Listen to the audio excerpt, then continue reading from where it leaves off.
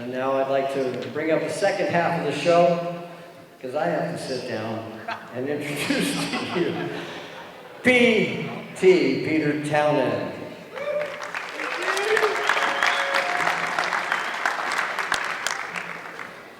I think Hunter's nervous. I'm like, he messed up twice. I never see him mess up. He's just waiting for me to ruin him, right?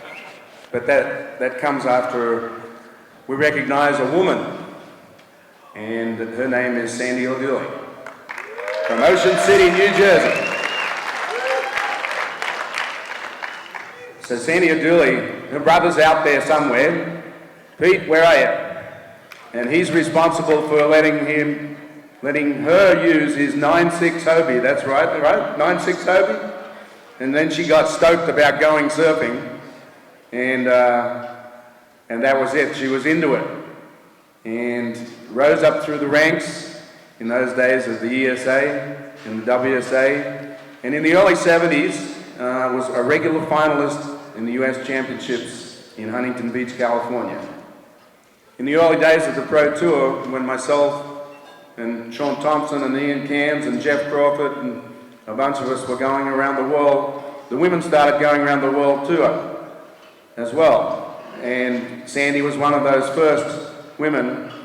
Actually, her, if I remember correctly, and Linda DeVoli were really the only two girls, and maybe Elaine Davis, that were on the tour at any time during the 70s. In the era of Jericho Poplar and Rel Sun and Margot Oberg, you'd see Sandy right there in the thick of things.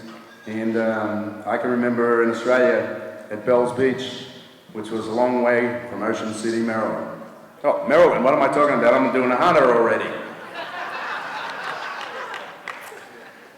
And then, after pretty much that career, she moved to Hawaii and spent a good portion of her life in Hawaii for 14 years, and then moved back to San Diego, and she's been down there ever since.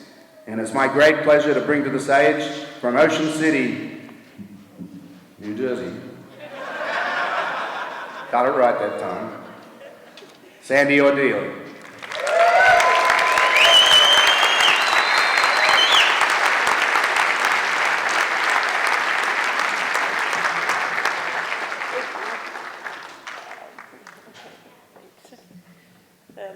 This is a great honor to me, and I wanted to thank all of you.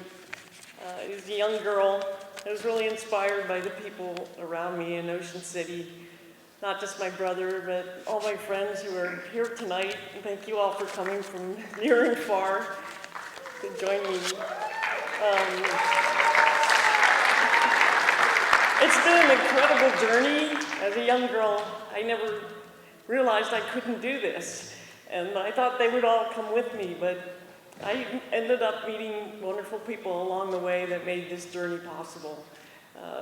And a lot of them are here tonight, and some of them aren't. I moved to Florida when I was 16, and a young woman named Marianne Hayes taught me how to fix dings, and so I learned how to make a living doing that. And then Larry Friedel gave us a place to hang out at this arcade and surf shop. I wanted to thank him for that. Guys like Bob Dude, Liver Lips, David Skyball, Fish, we had all had nicknames back then, and it was a lot of fun. But when I went on the Pro Tour, I met people like PT and Ann, and anytime you'd be stuck somewhere in a travel quagmire, these guys would always be there to reach out and help. And I wanted to thank you all for that, because it made it possible for me to go on the tour. And thanks for this great honor to be a part of this organization, and to Cecil for starting the competition in the ESA. My mom used to drive us to the contests on the weekends, and it just inspired me to keep going and be a better surfer. And my life has been such a blessing for that. Thank you very much.